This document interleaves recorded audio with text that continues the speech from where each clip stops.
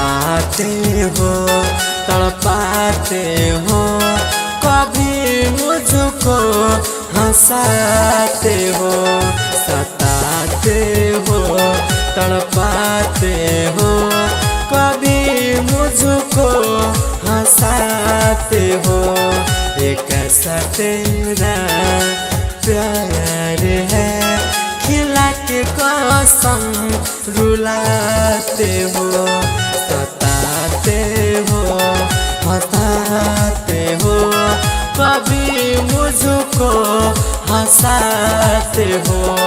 सताते हो तड़पाते हो, कभी मुझको हंसाते हो।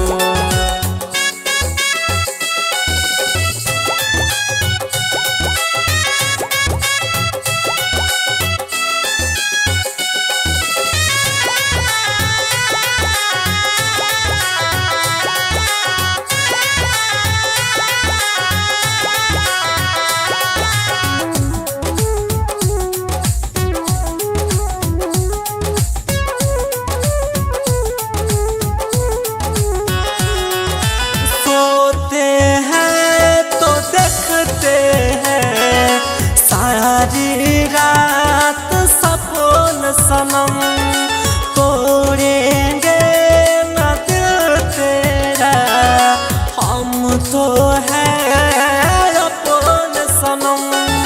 छोड़ने का बात करते हो, खून का आंसू बहाते हो।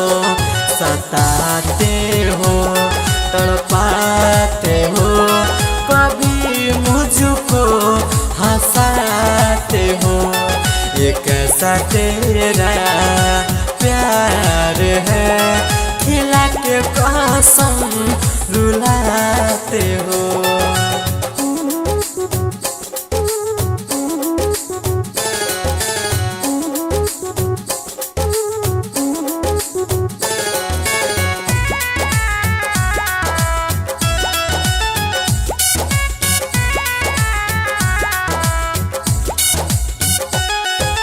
मर जाएंगे जिस दिन हम, तब किसको सुनाओगे।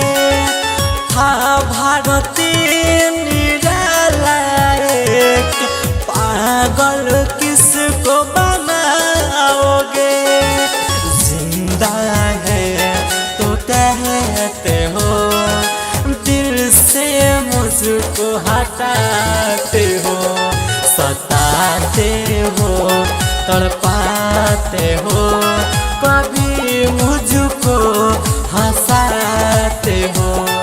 एक ऐसा तेरा प्यार है, खिला के कसम रुलाते हो।